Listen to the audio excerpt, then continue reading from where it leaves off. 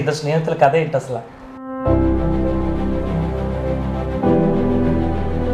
Job నాకు రాలేదు, teacher job. మా ఫ్రెండ్స్ అందరూ కూడా వచ్చింది. అప్పుడు ఎడ్యుకేషన్కి ఇప్పుడు ఎడ్యుకేషన్కి తేడా ఉంది. ఇప్పుడు విశాఖ డిఫెన్స్ అకాడమీ ఇప్పుడు బండి సార్ అని పెద్ద అరిసాడనమాట.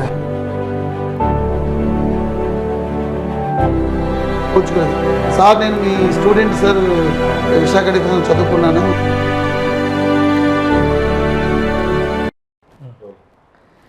ప్రపంచాన్ని నడిపిస్తుంది నేటి యువత. అటువంటి యువత ఒక మంచి మార్గాన్ని నడవాలి అంటే ప్రథమంగా తల్లిదండ్రులు బాధ్యత తీసుకోవాలి.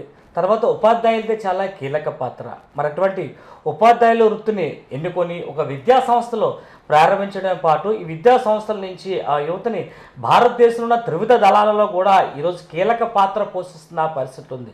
ఇంతకీ ఎవరా ఉపాధ్యాయులు అనుకుంటున్నారా? ఈ ఉపాధ్యాయుల కోసం మనం తెలియాలంటే ముందు మనకి ఒక ఇద్దరు స్నేహితులు కథ మనం తెలుసుకోవాల్సిన అవసరం ఉంది. ఇది ఎక్కడ, ఏ జిల్లా, ఏ నగరం అనుకుంటున్నారా? ఇది విశాఖ జిల్లా గాజువాక నియోజకవర్గం. ఇప్పటికే మీ అందరికీ కూడా అర్థమై ఉంటుంది అది ఎవరన్నది. విశాఖ డిఫెన్స్ అకాడమీ వ్యవస్థాపకులు బండి శ్రీనివాసరావు గారు, కృష్ణకుమార్ గారు. ఈరోజు మన ముఖ్య అతిథులు కూడా ఆ సార్లే ఈరోజు మన ముఖ్య అతిథులు మనతో పాటు ఉన్నారు. శ్రీనివాస్ గారు ఉన్నారు, కృష్ణకుమార్ గారు ఉన్నారు. వారితో పాటు అసలు ఈ విద్యా సంస్థలు ఎప్పుడు ప్రారంభించారు, ఏ పరిస్థితిలో ప్రారంభించవలసి వచ్చింది? ఒక సాధారణంగా మనం ఇంట్లో ఉన్న ఒక ఒకరి పిల్లలు చూసుకోవడమే కష్టం ఉన్నాయి. ఈ పరిస్థితుల్ని ఎంతమందిని విద్యార్థుల్ని తీర్చిదిద్దడంతో పాటు వారికి ఉపాధి కల్పించి వాళ్ళు ఒక వృత్తిలో కూడా వచ్చి ప్రయోజకులు అవ్వాలి అంటే చాలా కీలక పాత్రే ఇద్దరు ఉపాధ్యాయులు పోషిస్తున్న పరిస్థితి ఉంది. ఈరోజు అసలు విశాఖ డిఫెన్స్ అకాడమీ ఎప్పుడు స్థాపించారు, అసలు ఈ స్థాపించిన గల కారణాలు ఏంటని కూడా మాట్లాడే ప్రయత్నం చేద్దాం. ముందుగా మనతో పాటు బండి శ్రీనివాసరావు గారు మనతో ఉన్నారు. సార్ని పరిచయం చేసుకొని అసలు విశేషాలు కూడా అడిగి తెలుసుకున్న ప్రయత్నం ఈరోజు మనం చేద్దాం. నమస్తే సార్. నమస్కారం అండి. బండి శ్రీనివాసరావు ఎలా ఉన్నారు సార్? బాగానే ఉన్నాను సార్.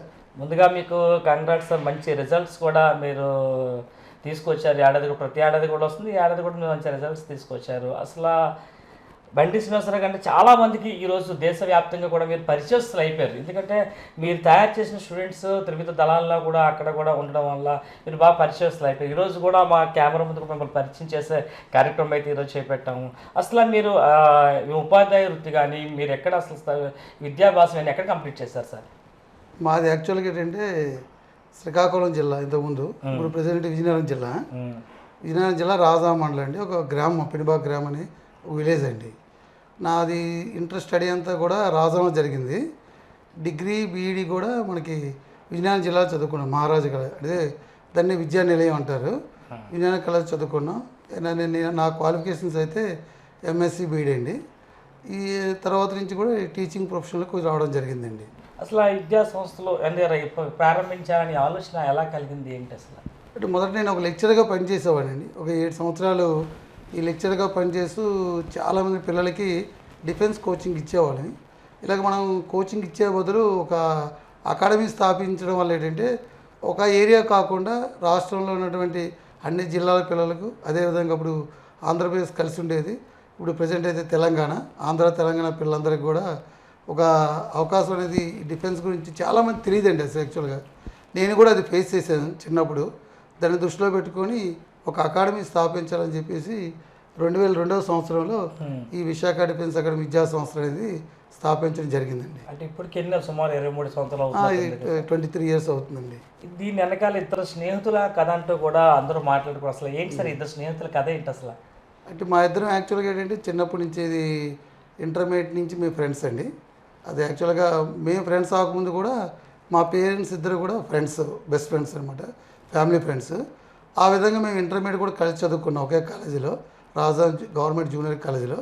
తర్వాత ఎంఆర్ కాలేజీలో కూడా కలిసి చదువుకున్నాం. అలా చదువుకున్న తర్వాత ఏంటంటే ఒక 2 ఇయర్స్ ఆయన వేరే దానిలో జాబ్లో జాయిన్ అవ్వడం, తర్వాత నేను బీఈడి కంప్లీట్ చేసిన తర్వాత ఇద్దరు కలిపి 96 నేను బీఈడి కంప్లీట్ చేసి 96, 98 డిఎస్సిలో క్వాలిఫై అయ్యండి. క్వాలిఫై కూడా నాకు మెరిట్ కూడా వచ్చింది. తర్వాత కొన్ని కారణాల వల్ల జాబ్ నాకు రాలేదు, టీచర్ జాబు. మా ఫ్రెండ్స్ అందరూ కూడా వచ్చింది. అప్పుడు ఏంటంటే నేను వైజాగ్ వచ్చాను. వైజాగ్ వచ్చిన తర్వాత డిఫెన్స్ కోచింగ్ చెప్పేవాడిని. దాంతోపాటు నా ఫ్రెండ్ కూడా, నేను కూడా నాతో పాటు జాయిన్ అవుతానంటే ఇద్దరం కలిపి డిఫెన్స్ కోచింగ్ ఇస్తూ 2002లో ఈ వీడియో జూనియర్ కాలేజ్ ద్వారా ఈ యొక్క డిఫెన్స్ కోచింగ్ సంస్థ అనేది స్థాపించడం జరిగిందండి. అంటే మేము మా ప్రయాణం ఏంటంటే 10th క్లాస్ నుంచి కూడా మా ప్రయాణం స్టార్ట్ అయింది. స్టిల్ ఇప్పటి వరకు కూడా అది కంటిన్యూ అవుతుందండి మా ఫ్యామిలీస్ కూడా. అప్పుడు విద్యారంగంకి ఇప్పుడు విద్యారంగంకి ఎలా ఉంటుంది? అంటే మీరు చదువుకున్న రోజుల్లో ఎలా ఉండేది విద్యారంగం, ఇప్పుడు ఎలా ఉంది పరిస్థితి? మనం చదువుకునేటప్పుడు ఎలా ఉండేదంటే మనం ఒక ఏదైనా తీసుకున్నాం అనుకోండి, దాన్ని ఒక డెడికేషన్గా అది ఒక అంటే ఈవెన్ ఈరోజు మనం చూస్తున్నాం పిల్లల తాలూకా యాటిట్యూడ్స్ కానీ, తర్వాత పేరెంట్స్ యాటిట్యూడ్స్ కానీ మనం చూస్తుంటాం. కానీ చాలా వరకు ఏంటంటే అప్పుడు ఎడ్యుకేషన్కి ఇప్పుడు ఎడ్యుకేషన్కి తేడా ఉంది. ఇప్పుడు ఏంటంటే అంతా కంప్యూటరిజం. అంటే ప్రతి ఒక్క విద్యార్థి కూడా సెల్ అనేది ముఖ్యంగా అవసరం అవుతుంది. ఇంతకుముందు ఏంటంటే పుస్తకం ప్రైవేట్ సంస్థలు ఎక్కువ ఉండేది కాదు, పోటీతత్వం చాలా ఎక్కువ ఉండేది. అందరూ కూడా గవర్నమెంట్స్ ఇంజనీరింగ్ కాలేజ్ కానీ గవర్నమెంట్ సెక్టర్స్ కూడా ఎక్కువ ప్రయత్నం చేసేవారండి. అంటే ఈ డిఫెన్స్ అకాడమీ ఎందుకు స్థాపించాలనుకున్నారు సార్? మామూలుగా ఇంటర్మీడియట్ కాలేజీలు చాలా ఉన్నాయి కదా, మీరు ఎందుకు ఇటువైపు అడుగులు వేశారు డిఫెన్స్ అకాడమీ వైపు? అంటే ఒకనొక టైంలో నాకు ఒకసారి ఎయిర్ ఫోర్స్లో నోటిఫికేషన్ చూశానండి. ఎయిర్ ఫోర్స్ నోటిఫికేషన్ చూసినప్పుడు ఏంటంటే అప్లై చేయడం జరిగింది. ఏదో బుక్ షాప్ దగ్గర నేను చూశాను. బుక్ షాప్ దగ్గర చూసి అప్లికేషన్ తీసుకుని అప్లై చేశాను. అప్లై చేసిన తర్వాత ఏంటంటే ఎగ్జామ్ ముందు, అంటే ఎగ్జామ్కి ఒక 4-5 రోజుల ముందు హాల్ టికెట్ వచ్చిందండి. సో అంతవరకే ఎగ్జామ్కి అప్లై చేశాననే విషయం కూడా నాకు తెలియదు అసలు యాక్చువల్గా. అప్పుడు ఎగ్జామ్కి రాయడం వల్ల ఏంటంటే ఎగ్జామ్లో నేను క్వాలిఫై అవ్వలేదు. సో అప్పుడు నాకు తెలిసింది ఏంటంటే ఈ ఎగ్జామ్కి అప్లై చేసిన కాంచి ఎగ్జామ్ రాసే మధ్య చాలా టైం ఉంటుంది. ఆ టైంలో కోచింగ్ పిల్లలకి మన కోచింగ్ తీసుకునేలాగుంటే డెఫినెట్గా మన జాబ్ వచ్చేది అనేది ఒక నమ్మకం అనేది నాకు కలిగింది అనమాట. అప్పుడు ఏంటంటే ఇలాంటి కోచింగ్ అనేది మనం ఇస్తే బాగుంటుంది. అంటే అప్పుడు డిఫెన్స్లో ఎక్కువ మంది నార్త్ నుంచి వచ్చేవాళ్ళు ఎక్కువ మంది ఉండేవారండి. సౌత్ నుంచి చాలా తక్కువ మంది ఉండేవారు. అయితే సౌత్ నుంచి కూడా ఎక్కువ ఎయిర్ ఫోర్స్, నేవీ, ఆర్మీకి కానీ పంపించినట్లయితే చిన్న వయసులోనే పిల్లలు తొందరగా లైఫ్లో సెటిల్ అవ్వడానికి ఒక అవకాశం ఉంటుందని ఒక్క మెయిన్ ఉద్దేశం అండి. దాంతోపాటు ఏంటంటే మనం కూడా ఒక సైడ్ నుంచి దేశానికి సేవ చేస్తున్నాం ఒక సంతృప్తి అయితే మనకు ఉంటుందండి. ఇంటర్మీడియట్తో పాటు డిగ్రీ కూడా ఉందా మన దగ్గర? ఉందండి, ఇంటర్మీడియట్తో పాటు డిగ్రీ ఉంది. అంటే ఇప్పుడు ఇంటర్మీడియట్ చాలా కూడా బయట ఉన్నాయి, విద్యా సంస్థలు చాలా ఉంటున్నాయి బయట కూడా. డిఫెన్స్ అకాడమీ కోచింగ్లు ఉంటూ ఉన్నాయి. అక్కడ మనకైనా ప్రత్యేకత ఏముందా మన దగ్గర కోచింగ్ అయినా? అంటే ఇంటర్మీడియట్తో పాటు డిఫెన్స్ అకాడమీ సపరేట్గా కోచింగ్ ఏమైనా ఉంటుంది సార్ మన దగ్గర? అంటే ఏపీ తెలంగాణలో డిఫెన్స్ గురించి స్థాపించబడిన మొట్టమొదటి విద్యా సంస్థ ఏదంటే విశాఖ డిఫెన్స్ అకాడమీ అండి. అంటే ఆ రోజు నుంచి ఈ రోజు వరకు నిరంతరంగా అంటే కంటిన్యూస్గా మనం సెలక్షన్స్ ఇస్తున్నామండి. అంటే ఇప్పుడు సరౌండింగ్లో చాలా కాలేజెస్ ఉన్నాయండి. ఇన్ని కాలేజెస్ ఉన్నా కూడా మా దగ్గరికి పేరెంట్స్ అందరూ కూడా చూస్ చేస్తున్నారంటే కారణం ఇక్కడ రిజల్ట్స్ ఏనండి. ఇక్కడ ఏంటంటే ఇంటర్మీడియట్తో పాటు అంటే ఒక 16 ఇయర్స్ బాయ్ని తీసుకొని 21 ఇయర్స్లోగా వాడు సెటిల్ అవ్వాలి. అంటే మెయిన్ మా కాన్సెప్ట్ ఏంటంటే సర్వ్ యువర్ మదర్ ల్యాండ్, దేశానికి సేవ చేయాలి. అదేవిధంగా ఏంటంటే 16 సంవత్సరాల వయసులో ఒక ఉద్యోగ ప్రయత్నం మొదలు పెడితే ఒక 21 ఇయర్స్లోగా వాడి లైఫ్లో సెటిల్ అవ్వాలి. అంటే అందరికంటే ముందు మా దగ్గర చదువుకునే విద్యార్థి సెటిల్ అవ్వాలి లైఫ్లో. ఒక సెంట్రల్ గవర్నమెంట్ జాబ్ అవనండి, స్టేట్ గవర్నమెంట్ జాబ్ అవనండి, ఒక వ్యాపారంలో అవనివ్వండి, లేదనుకుంటే డిఫెన్స్లో అవనివ్వండి, సెలెక్ట్ అయ్యే పిల్లడు విశాఖ డిఫెన్స్ అకాడమీ స్టూడెంటే ముందు ఉండాలని ఒక మెయిన్ ఉద్దేశంతో ఇంటర్మీడియట్తో పాటు ప్యారలల్గా ఈ డిఫెన్స్ ఎగ్జామినేషన్స్ అన్నిటికి కూడా మన కోచింగ్ ఇవ్వడం జరుగుతుందండి. ఇలా ఇప్పుడు 23 సంవత్సరాలు అయింది అన్నారు స్థాపించి. ఇప్పటి వరకు ఎంతమంది మన దగ్గర నుంచి బయటికి వెళ్ళారు? కొన్ని వేల మంది అండి. డిఫెన్స్లో అట్లా ఎంతమంది? ఎయిర్ ఫోర్స్, నేవీ తీసుకుంటే ఈరోజు ఇండియన్ ఎయిర్ ఫోర్స్లో కానీ ఏ ట్రైనింగ్ సెంటర్లో తీసుకున్నా, ఏ వింగ్లో తీసుకున్నా, ఆర్మీ కానీ మనం తీసుకుంటే బార్డర్లో కానీ, మనకి ఏంటంటే కోస్ట్ గార్డ్లో కానీ, మన నేవీలో కానీ ఇప్పుడు విశాఖపట్నం తీసుకుంటే ఏ సెంటర్కి వెళ్ళినా మన విశాఖ డిఫెన్స్ అకాడమీ స్టూడెంట్ లేనిటువంటి సెంటర్ ఉండదండి. ఎందుకంటే గత 23 సంవత్సరాలుగా కొన్ని వేల మంది విద్యార్థులు ఇక్కడ తయారై దేశ సేవలో వాళ్ళందరూ కూడా పాల్గొంటున్నారు. మా ఇన్స్టిట్యూట్ కూడా బలం అదేనండి. వాళ్ళ మౌత్ పబ్లిసిటీ వల్లే మేము ఇంతవరకు కూడా ఎటువంటి పేపర్ యాడ్స్ ఇవ్వమండి. కంప్లీట్గా ఏంటంటే త్రూ మౌత్ పబ్లిసిటీ. ఒక స్టూడెంట్ సెలెక్ట్ అవుతాడు, వాడు ఏ ఏరియాలో తిరుగుతాడో ఆ ఏరియా అందరూ కూడా పిల్లలందరూ వాళ్ళ రిలేటివ్స్ కానీ, వాళ్ళ ఫ్రెండ్స్ కానీ, వాళ్ళ స్కూల్ మేట్స్ కానీ, కాలేజ్ మేట్స్ కానీ వీళ్ళందరూ కూడా ఏంటంటే ఈ అకాడమీని చూస్ చేసుకుంటున్నారు. అందువల్ల ఏంటంటే ఇంటర్మీడియట్ చదువుతూ ఈ డిఫెన్స్ ఎగ్జామ్స్ అంటే ఎన్డీఏ ఎగ్జామ్ ఉంటుంది. ఇంటర్మీడియట్ మనకి ఫస్ట్ ఇయర్ అయిన వెంటనే ఎన్డీఏకి ఎలిజిబిలిటీ వస్తుందండి. అంటే 16.5 ఇయర్స్ నుంచి 19.5 ఇయర్స్ వరకు మనకి ఎన్డీఏ రాయొచ్చు. అంటే ఎన్డీఏ నేషనల్ డిఫెన్స్ అకాడమీ, అదే మనకి పైలట్స్, ఎన్డీఏ పైలట్స్ కానీ, నేవల్ అకాడమీ కానీ, యూపీఎస్సీ వారు ఎగ్జామ్ కండక్ట్ చేస్తారండి. ఆ ఎగ్జామ్కి మనం కోచింగ్ ఇస్తామండి, ఇప్పుడు కంప్లీట్గా ప్రిపేర్ చేయిస్తాం. దానికి సంబంధించినటువంటి మెటీరియల్ కూడా మనం సప్లై చేస్తాం. మన దగ్గర హాస్టల్ ఫెసిలిటీ ఉంది సార్ మన దగ్గర? ఉందండి. ఇప్పుడు మనకి రాష్ట్రం నుంచి అంటే మనకి తెలంగాణ నుంచి కూడా చాలామంది పిల్లలు జాయిన్ అవుతున్నారు. ఆంధ్రాలో అన్ని జిల్లాల నుంచి కూడా పిల్లలు ఉన్నారు. ఒరిస్సా నుంచి కూడా ఇంతకుముందు ఉండేవారు. వీళ్ళందరికీ కూడా బయట ఉండి చదువుకోవాలంటే చాలా కష్టం. పేరెంట్స్ కూడా నవడేస్ బయట ఉంచడానికి చాలామంది ఇష్టపడడం లేదు. అందువల్ల ఏంటంటే డే 1 నుంచి కూడా ఇక్కడ కోచింగ్ అకాడమీకి హాస్టల్ ఫెసిలిటీ అయితే ఉంది. హాస్టల్ ఫెసిలిటీతో పాటు వాళ్ళకి ఏంటంటే మార్నింగ్ 5:30కి వాళ్ళు లేపుతామండి. లేపి ఏంటంటే వాళ్ళు ఫిజికల్ ట్రైనింగ్ ఇస్తామండి. ఫిజికల్ ట్రైనింగ్తో పాటు జిమ్ ప్రాక్టీస్ ఇస్తాం, యోగా క్లాసెస్ పెడతామండి. ఇది ముందుగా ఉంటుందండి. అయిన తర్వాత ఏంటంటే రెగ్యులర్గా మనకి ఇంటర్మీడియట్ డిఫెన్స్ కోచింగ్ అనేది ఈ 5:30 టు మనకి 8:30 టు ఈవినింగ్ 5:10 వరకు క్లాసెస్ అవుతాయండి. మళ్ళీ ఈవినింగ్ హాస్టల్ పిల్లలకి అయితే సెపరేట్గా డౌట్స్ క్లారిఫికేషన్ క్లాసెస్ అని 9:30 వరకు జరుగుతాయి. జనరల్గా ఒకరిద్దరు పిల్లల్ని ఇంట్లో చూడటం ఇబ్బంది అవుతుంది ఈ పరిస్థితుల్లోని. మీరు ఇంత మందిని స్టూడెంట్స్ మీకు ఎలా సార్, మీకు ఎప్పుడు ఇబ్బందికి ఏమి అనిపించలేదా? అల్లరి చేయడం కానీ, ఇంటర్మీడియట్ స్టూడెంట్స్ కదా, అటువంటి ఏమైనా ఫేస్ చేశారా ఎప్పుడైనా పిల్లల నుంచి ఏమైనా? డెఫినెట్గా ఉంటుందండి. ఇంటి దగ్గర మన పిల్లలకి ఇద్దరు మనం చూసుకోవడానికి కష్టమైనది అంటారు. కానీ మాకు యాక్చువల్గా వీళ్ళందరూ పిల్లలండి. మన పిల్లలందరూ కూడా మేము జనరల్గా పిల్లల ఫీల్ అవుతాం. అయితే ఏంటంటే మనం ఏ పనిని ఇష్టంగా మనం చేసాం అనుకోండి, అందులో కష్టం ఉండదండి. అది నా నమ్మకం అండి. ఇది ఎందుకంటే ఒక 24 అవర్స్ మన పిల్లలతో మనం స్పెండ్ చేసాం అనుకోండి, మీకు కూడా నైట్ మార్నింగ్ 8:30కి వస్తాం, నైట్ 9:30 వరకు ఉంటాం. పిల్లలు పడుకునే వరకు, పడుకున్న తర్వాత మేము ఇంటికి వెళ్తాం. అయితే ఏంటంటే పిల్లలు వాళ్ళ డౌట్స్ అడుగుతున్నప్పుడు వాళ్ళతో మనం వాళ్ళ డౌట్స్ క్లారిఫై చేసినప్పుడు కానీ, అంటే బేసికల్గా మేము టీచింగ్ ప్రొఫెషన్ ఇద్దరు ఉన్నాం. ఆ టీచింగ్ ప్రొఫెషన్ అవడం వల్ల ఏంటంటే ఆయనది ఎంఎస్సీ మ్యాథ్స్, నాది ఎంఎస్సీ బీడీ మ్యాథ్స్ అండి.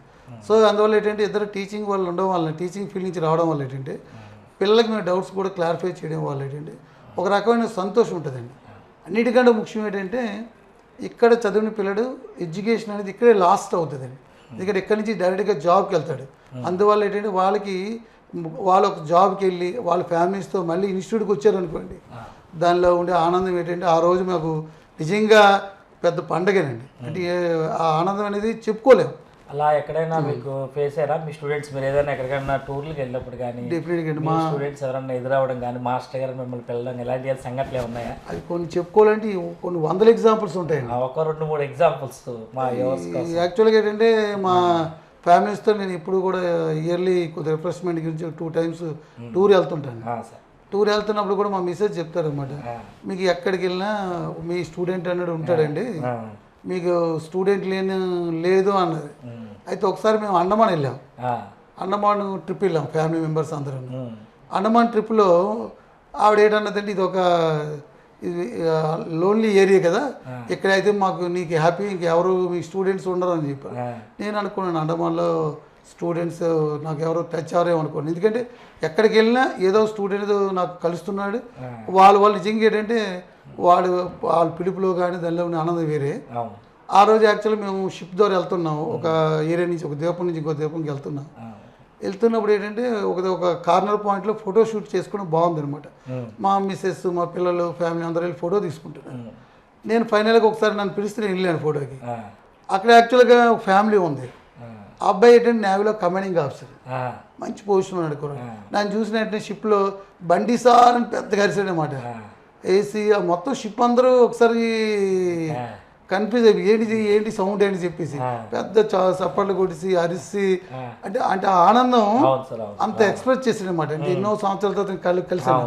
అబ్బాయి వైజాగ్ అబ్బాయి, మంచి very poor family. Father is a very రైతు కుటుంబం నుంచి వచ్చాడు. ఒక డిఫెన్స్లో మంచి పొజిషన్కి వచ్చిన తర్వాత టూర్ వచ్చాడు అనమాట.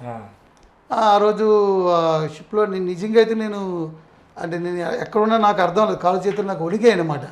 అంటే అప్పుడు మా మిస్ అన్నారు, నీకు ప్రపంచంలో నీకు ఎక్కడికి వెళ్ళినా నీ స్టూడెంట్ అనేది ఉంటాడు అని, దానికి ఎగ్జాంపుల్ అండమానే అని చెప్పేసి.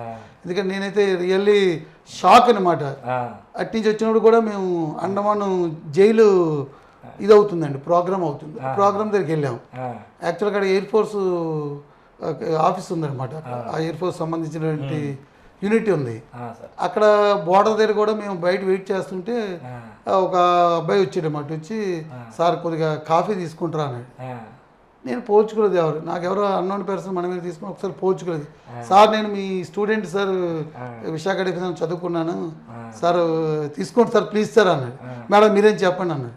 అంటే అప్పుడు నాకు అర్థమైంది అనమాట, ఈ ప్రొఫెషన్ ఎంచుకోవడం వల్ల నాకు కలిగే ఆనందం ఏంటనేది రియల్గా నేను అంటే మాటలతో చెప్పలేనండి. నిజంగా ఐ వెరీ వెరీ హ్యాపీ అండి ఈ ఫీల్డ్లోకి వచ్చినందుకు. ఇప్పుడు మన దగ్గర హాస్టల్స్లో కానీ ఈ కోవిడ్ లాంటి కానీ ఇలాంటి ఫీవర్స్ కానీ ఎలాంటి మహమ్మారులు వస్తున్నా కూడా ఎటువంటి ఫుడ్ విషయంలో కానీ వాళ్ళ బెడ్ విషయంలో కానీ పడుకున్న విషయం కానీ ఎటువంటి జాగ్రత్తలు మన దగ్గర తీసుకుంటారు సార్? డెఫినెట్గా అండి విషయాలన్నీ కూడా శానిటైజేషన్ అయితే కంపల్సరీగా డైలీ ఉంటుందండి హాస్టల్లో. పిల్లలైతే ఎవరి సండే వాళ్ళే శానిటైజ్ చేసుకుంటారు రూమ్లో కూడాను. వాళ్ళకి సెపరేట్ బెడ్స్ ఉంటాయండి, ఎవరి ఇండివిజువల్ బెడ్స్ వాళ్ళకి ఉంటాయి. హాస్టల్స్లో ఏంటంటే ఫుడ్ ఏంటంటే హైజీనిక్గా ఉంటుంది. వీక్లీ వాళ్ళకి టిఫిన్స్ అన్ని వెరైటీ ఆఫ్ టిఫిన్స్ ఉంటాయి. ఫుడ్ విషయంలో కూడా డెఫినెట్గా మంచి ఫుడ్ అనేది ప్రొవైడ్ చేయడం జరుగుతుంది. హైజీనిక్ ఫుడ్ ఉంటుంది. ఈ వీక్లీ థ్రైస్ ఎగ్ ఉంటుంది, చికెన్ ఉంటుంది, బిర్యానీ, ఎవ్రీథింగ్ పిల్లలకి ఏదైతే డిఫెన్స్ కావాల్సిన స్ట్రెంత్ ఏదైతే కావాలో ఆ స్ట్రెంత్ ఫుడ్ అంతా కూడా మన దగ్గర ఉంటుందండి. ఇప్పుడు మగవారితో పాటు ఆడవారు కూడా సమానంగా ఉన్న పరిస్థితి. అటు ప్రధానమంత్రి నరేంద్ర మోడీ దగ్గర నుంచి కూడా రాష్ట్ర ముఖ్యమంత్రి చంద్రబాబు కూడా అన్ని విషయాల్లో కూడా వాళ్ళకి కీలక పాత్ర పోషిస్తున్న పరిస్థితి. డిఫెన్స్లో కూడా వాళ్ళు కూడా మహిళలు అన్ని రంగాలు ఇటీవల చూసాం, ఇండియా పాకిస్తాన్ వారిలో కూడా మహిళలు చాలా కీలక పాత్ర పోషించిన పరిస్థితి. మొట్టమొదటిసారిగా మీ దగ్గర నేను విన్నాను, విశాఖ డిఫెన్స్ అకాడమీలో కూడా విద్యార్థినులకు ప్రాధాన్యత ఇస్తున్నాం అని విన్నాం. అది ఎంతవరకు వస్తుంది? మన దగ్గర స్టూడెంట్స్ ఇస్తున్నారు సార్ బాలికలకి? ఉన్నారు డెఫినెట్గా. మా దగ్గర కూడా ఈ యాక్చువల్గా డిఫెన్స్కి ఏంటంటే 2 years బ్యాక్ గవర్నమెంట్ అనేది ఇంటర్మీడియట్తో క్వాలిఫికేషన్తో ఎలిజిబిలిటీ, ఎంతమంది ఎన్డీఏ ద్వారా వెళ్ళేవారు లేదా ఇంజనీరింగ్ తర్వాత షార్ట్ సర్వీస్ కమిషన్కి వెళ్ళేవారు అండి డిఫెన్స్లో అమ్మాయిలు. అది టాప్ ర్యాంక్లు ఉండేవారు. ఇప్పుడు ఏంటంటే ఇంటర్మీడియట్ క్వాలిఫికేషన్ బాయ్స్కి ఏంటంటే 10th ఇంటర్మీడియట్ క్వాలిఫికేషన్ బాయ్స్కి ఉండేది, గర్ల్స్కి ఉండేది కాదు.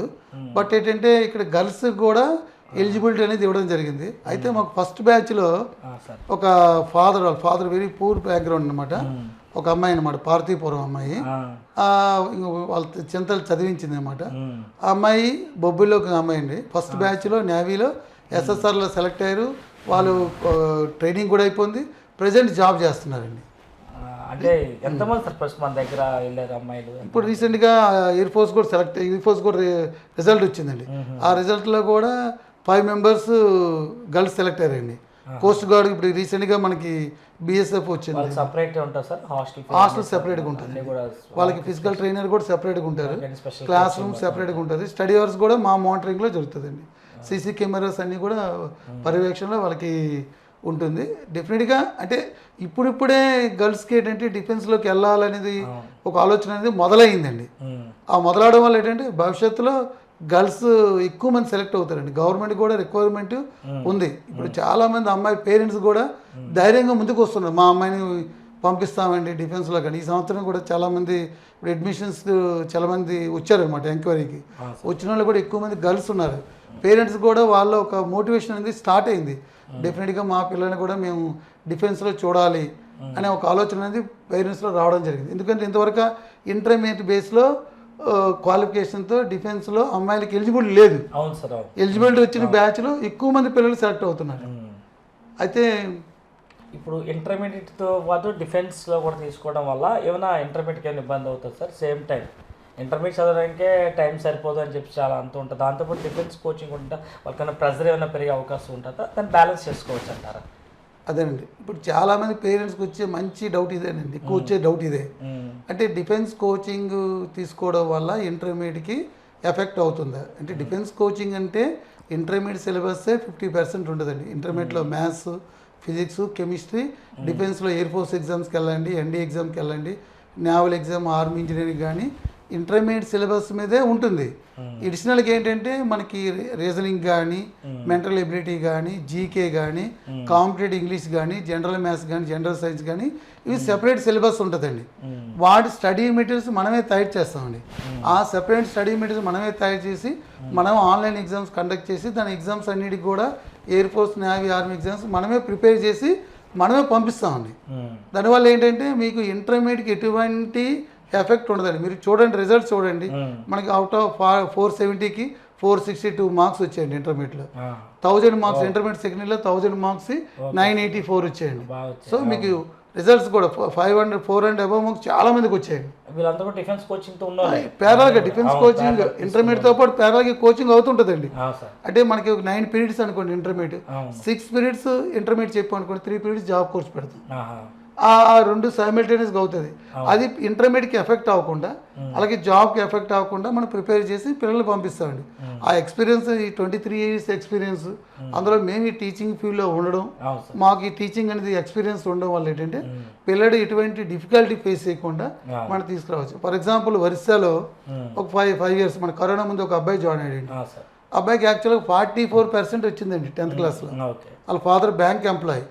ఆ అబ్బాయి యాక్చువల్గా ఒరిస్సా నుంచి వచ్చిన తర్వాత భువనేశ్వర్ వాళ్ళది. వాడు ఇంటర్మీడియట్లో ఫస్ట్ క్లాస్ మార్క్స్లో పాస్ అయ్యాడు. ప్లస్ వాడికి ఎయిర్ ఫోర్స్లో ఒకే ఒక ఛాన్స్ అండి ఏజ్ పరంగా. ఫస్ట్ ఛాన్స్లో ఎయిర్ ఫోర్స్ జాబ్ సెలెక్ట్ అయ్యి ప్రజెంట్ జాబ్ చేస్తున్నాడు. సో మనకి అదే ఎగ్జాంపుల్ ఇంటర్మీడియట్ ఎఫెక్ట్ అవ్వదు, యాజ్ వెల్ యాజ్ మనకి జాబ్ అనేది ఫెసిలిటీ రావడానికి అవకాశం ఉంటుంది. ఇక్కడ మన దగ్గర జాయిన్ అవ్వాలంటే ఎలా సార్ ఇది? అంటే ఏమైనా 10th క్లాస్లో ఏమైనా మార్కులు కానీ ఏమైనా ఎంత రావాలి పర్సంటేజ్ అయినా ఉందా? ఎంత పర్సంటేజ్ వచ్చిన మన దగ్గర తీసుకుంటాం? అంటే డిఫెన్స్లోకి వెళ్ళాలంటే మినిమం సెకండ్ క్లాస్ మార్క్స్ ఉండాలి. ఇంగ్లీష్లో 50 మార్క్స్ రావాలండి 10th క్లాస్లో. వచ్చేలాగా ఉంటే మనకి ఎలిజిబిలిటీ ఉంటుంది డిఫెన్స్లో రావడానికి 10th బేస్ మీద. వాడికి ఇంటర్మీడియట్లో మనకి 500 మార్క్స్ రావడానికి మనం ప్రిపేర్ చేసి మనం పంపిస్తాం టోటల్గా. అయితే ముందుగా ఇక్కడ జాయిన్ అవ్వాలంటే ఏంటంటే మెడికల్ కౌన్సిలింగ్ ఉంటుందండి. మెడికల్ కౌన్సిలింగ్ ప్రకారంగా పిల్లడు అడ్మిషన్కి వచ్చేటప్పుడు మెడికల్ పరంగా ఏ హైట్ ఎంత ఉండాలి, వెయిట్ ఎంత ఉండాలి, వాళ్ళకి కలర్ బ్లైండ్నెస్ ఉందా, వాడికి ఏమైనా హార్ట్ ప్రాబ్లమ్స్ ఉన్నాయా, వాడి టాటూస్ ఏ ఉన్నాయా, ఇవన్నీ కూడా ప్రాపర్గా మనం చెక్ చేస్తామండి. అవన్నీ చెక్ చేస్తాం. ఈ మెడికల్గా అన్నీ పర్లేదు అనుకుంటే అప్పుడు గ్రోత్ వేసి కదండి పిల్లలకి హైట్ విషయంలో వాళ్ళందరూ కూడా సరిపోయే లేదో చూస్తాం మనం. ఈ గ్రోత్ అంతా చూసిన తర్వాత అన్నీ బాగుండి ప్రాపర్గా అన్నీ ఎవ్రీథింగ్ ఓకే అయిన తర్వాత మనం అడ్మిషన్ అనేది ఇవ్వడం జరుగుతుందండి. ఇంటర్మీడియట్ 10th క్లాస్ మార్కులు చూస్తారు, వాళ్ళ ఫిజికల్ ఫిట్నెస్, హైట్ మొత్తం అన్నీ చూసుకొని డిఫెన్స్కి ఏ విధంగా అయిందో అన్నీ ఉంటేనే మన దగ్గర వాళ్ళకి అడ్మిషన్ ఉంటుంది. దానికి లిమిటెడ్ సీట్స్ లాగా ఉంటాయి సార్. మన గవర్నమెంట్ యాజ్ పర్ బోర్డు మనకి విడియో జూనియర్ కాలేజ్ బోర్డు అయితే ఎంతైతే పర్మిషన్ ఇచ్చిందో పరిమితి లోబడి మనం అడ్మిషన్ చేస్తాం. ఏదైనా డిగ్రీ కంటే దానికి ఆల్టర్నేట్ ఉంటుంది సార్. డిగ్రీ కోచింగ్ అది ఎలా ఉంటుంది? ఇది సేమ్ అండి, ప్యారలల్. డిగ్రీతో పాటు ప్యారల్గా మనం ఈ డిఫెన్స్ ఎగ్జామ్స్కి, ఎయిర్ ఫోర్స్, నేవీ, ఆర్మీ ఎగ్జామ్స్కి ఇస్తూ మనకి ఆసెట్ ఎగ్జామ్స్ కానీ ఐసెట్ ఎగ్జామ్స్ కానీ మెయిన్ ఏంటంటే ఇప్పుడు మనం తీసుకున్న కోచింగ్ చాలామంది పిల్లలకి ఏంటంటే ఇప్పుడు సెంట్రల్ గవర్నమెంట్ జాబ్స్ ఉన్నాయి, రైల్వేస్ కానీ బ్యాంక్ ఎంప్లాయీస్ కానీ వీటికన్నిటి కూడా మనం ఏదైతే సిలబస్ చెప్తున్నామో అదే సిలబస్ మనకి అక్కడ అడుగుతున్నారండి ఆ ఎగ్జామ్స్లో. సో ఆ ఎగ్జామ్స్ అన్నీ కూడా పిల్లలు చాలా ఈజీగా రాయడానికి అవకాశం ఉంది. ఫర్ ఎగ్జాంపుల్ మనం ఈ కోచింగ్ తీసుకొని ఎయిర్ ఫోర్స్ నేవీలో జాబ్ వచ్చిన తర్వాత చాలామంది పిల్లలు రిటైర్మెంట్ అయిపోయిన తర్వాత ఎక్స్ సర్వీస్ మెన్ కోటాలో కూడా మళ్ళీ బ్యాంక్ ఎంప్లాయీగా మళ్ళీ సెలెక్ట్ అవుతున్నారు. అది ఇక్కడ కోచింగ్ తాలూకా నిదర్శనం. ఓన్లీ కోచింగ్ తీసుకోసారు, only intermediate only long term coaching ఏమైనా ఉంటాయా? ఉంటాయి. ఫర్ ఎగ్జాంపుల్ ఇంటర్మీడియట్లో వాళ్ళకి తెలియదు ఈ కోచింగ్లో జాయిన్ అవ్వాలని చెప్పేసి. ఇంటర్మీడియట్లో వాళ్ళకి తెలియదు చాలా మందికి. అలాంటి పిల్లలు ఏంటంటే ఇక్కడ జాయిన్ అయ్యి లాంగ్ టర్మ్ కోచింగ్లో మళ్ళీ వాళ్ళు ఈ ఎగ్జామ్స్ అన్నీ కూడా రాయొచ్చండి. అయితే ఇప్పుడు ఎవరైనా ఇక్కడ జాయిన్ అవ్వాలంటే అంటే మన విశాఖ జిల్లాతో పాటు మిగతా జిల్లాల వాళ్ళు కానీ మిగతా రాష్ట్రాల వాళ్ళు కానీ ఎవరైనా రావాలి అని అనుకుంటే సార్ వాళ్ళకి ఎలా మనకి ట్రాన్స్పోర్ట్ కానీ ఇవన్నీ ఏమైనా ఉన్నాయి సార్? అంటే హాస్టల్స్ కాకుండా జనరల్గా వచ్చి వెళ్ళిపోయిన వాళ్ళకి సార్ డే స్కాలర్ పిల్లలకి అయితే government bus pass facility provide చేస్తుందండి. బస్సు ఉంటుంది, వాళ్ళకి బస్ పాస్ ఉంటుంది, బస్ పాస్ మీద రావచ్చండి. డే స్కాలర్స్కి అయితే మార్నింగ్ నుంచి ఈవినింగ్ వరకు క్లాసెస్ రన్ అవుతాయి. వాళ్ళకి ఈవినింగ్ అయితే ఫిజికల్ ట్రైనింగ్ ఇస్తారండి. మీకు రూట్ మ్యాప్ ఎలా సార్? మన కాలేజ్కి రావాలంటే రూట్ మ్యాప్ ఎలాగా? అంటే మనం ముందుగా ఏంటంటే సిటీ నుంచి మనకి ఇప్పుడు విజయవాడ నుంచి రాజమండ్రి వచ్చిన ఏంటంటే దువ్వాడ స్టేషన్ దిగుతారండి. దువ్వాడ స్టేషన్ దిగిన వెంటనే అక్కడి నుంచి ఆటో పట్టుకొని మన గాజువాక ఇప్పుడు సినిమాలు మనకి ఏదంటే ఖజానా జ్యువెలర్స్ ఉంది, బ్యాంక్ ఉంది ఇక్కడ ఆంధ్ర బ్యాంకు, దాని వైభవ్ జ్యువెలర్స్ ఉన్నాయి. ఈ అడ్రస్ మేము చెప్తామండి. దీని బ్యాక్ సైడ్ మన శ్రీరామ్ హాస్పిటల్ పక్కన విశాఖ డిఫెన్స్ అకాడమీ అంటే గాజువాకలో అందరూ తెలుసండి ఫేమస్. పలానా కైలాస్ నగర్ వస్తే చాలు గాజువాకలో విశాఖ డిఫెన్స్ అనేది ప్రతి ఒక్కరు చెప్తారండి. ఎందుకంటే ఇది ల్యాండ్ మార్క్లో ఉన్న ఏరియాలో అందరికీ. చివరిగా మన భారత్ పాకిస్తాన్ వార్ కూడా జరిగింది. ఈ వార్లో కూడా మీ విద్యార్థులు కానీ ఎవరన్నా పాల్గొన్నారు సార్? ఎవరన్నా దాంట్లో మన వారిలో ఎవరైనా? అది యాక్చువల్గా ఏంటంటే అది గవర్నమెంట్ పాలసీ ప్రకారం ఉంటుందండి, మనం బయట చెప్పకూడదు. నాకు తెలిసి చాలామంది పిల్లలు వెళ్ళారండి, దానికి వెళ్ళారు. వాళ్ళు డైరెక్ట్గా పార్టిసిపేట్ చేశారు. వాళ్ళు డెఫినెట్గా వాళ్ళు డే 1 నుంచి వాళ్ళకి ఏం చేయాలి, వాళ్ళందరూ ఆ మోటివ్ ఏంటంటే దేశానికి సేవ చేయాలని ఉద్దేశం ఉన్న వాళ్ళే ఇక్కడ జాయిన్ అవుతారండి. వాళ్ళందరూ కూడా ఈరోజు మన కార్గిల్ వార్లో కూడా చాలామంది పాల్గొన్నారు. మీకు వాగా బార్డర్లో కూడా నాకు ఇన్సిడెంట్ జరిగింది యాక్చువల్గా. వాగా బార్డర్లో కూడా మన పిల్లలు ఉన్నారు ప్రజెంట్ అక్కడ. ఇది చివరిగా ఇప్పుడు ఇంటర్మీడియట్ పూర్తయిన వాళ్ళు కానీ డిఫెన్స్ అకాడమీలో కానీ ఎవరైనా జాయిన్ అవ్వాలనుకున్న వాళ్ళకి ఎటువంటి సూచన చేస్తారు సార్? అంటే మనం ఇప్పుడు మన ఇంటర్మీడియట్ అయిపోయిన తర్వాత ఇంజనీరింగ్ చదవాలి, ఇంజనీరింగ్ అయితే ఎంటెక్ చదవాలి అనుకుండా మన జీవితంలో తల్లిదండ్రులకి మనకు సపోర్ట్ ఉండాలి. దేశాన్ని సేవ చేస్తూ మన తొందరగా లైఫ్లో సెటిల్ అవ్వాలనుకున్నది ఏంటంటే ఇది బెస్ట్ చాయిస్ అండి. ఎందుకంటే డిఫెన్స్లోకి వెళ్ళాలనుకుంటే 17 నుంచి 21 ఇయర్స్ లోపే మన డిఫెన్స్లోకి వెళ్ళొచ్చండి. సో అందువల్ల ఏంటంటే ఆ ఏజ్ ఎవరైతే ఉన్నారో ఆ ఏజ్ ఉన్న పిల్లలందరూ కూడా జాయిన్ అయితే 21 ఇయర్స్లోగా ఎయిర్ ఫోర్స్, నేవీ, ఆర్మీలో సెలెక్ట్ అయ్యి తొందరగా లైఫ్లో సెటిల్ అవ్వడానికి అవకాశం అనేది ఉంటుందండి. నమస్తే సార్, థ్యాంక్ యూ. యూ. చూసాం కదా, ఉపాధ్యాయుల వృత్తిని ఎన్నుకోవడంతో పాటు విద్యార్థులను తయారు చేస్తూ కూడా భారతదేశం మొదట త్రివిధ దళాల్లో కూడా కీలక పాత్ర పోషించడంలో కూడా మా విద్యార్థులు ముందున్నారంటూ కూడా ఈరోజు బండి శ్రీనివాస్ గారు చాలా ఆనందం వ్యక్తం చేశారు. ఎక్కడికి వెళ్ళినా భారతదేశంలోని అటు ఏ ప్రాంతానికి వెళ్ళినా, మారుమూరు ప్రాంతానికి వెళ్ళినా సరే నా విద్యార్థులు అక్కడ మాస్టర్ అంటూ పలకరించడం నాకు చాలా ఆనందంగా ఉంది. నా కుటుంబం అంతా కూడా చాలా ఆనందపడుతూ ఉన్నారు. ఇక్కడున్న చదువుతున్న ప్రతి విద్యార్థిని కూడా మేము ఒక పిల్లల్లాగే మేము చూసుకుంటున్నాం అని చెప్పి ప్రతిదీ కూడా హెల్త్ విషయంలో కానీ, ఫిట్నెస్ విషయంలో కానీ అన్ని జాగ్రత్తలు తీసుకుంటూ ముందుకు వెళ్తున్న పరిస్థితి. ఎక్కడా కూడా మాకు వాళ్ళ నుంచి ఎటువంటి ఇబ్బంది లేదు. ప్రతిరోజు కూడా మా పిల్లల్లో మాకు ఆనందం కల్పిస్తుందంటే కూడా రోజు విశాఖ డిఫెన్స్ అకాడమీ వ్యవస్థాపకులు బండి శ్రీనివాస్ తెలిపిన పరిస్థితులు మనకు కనిపించాయి.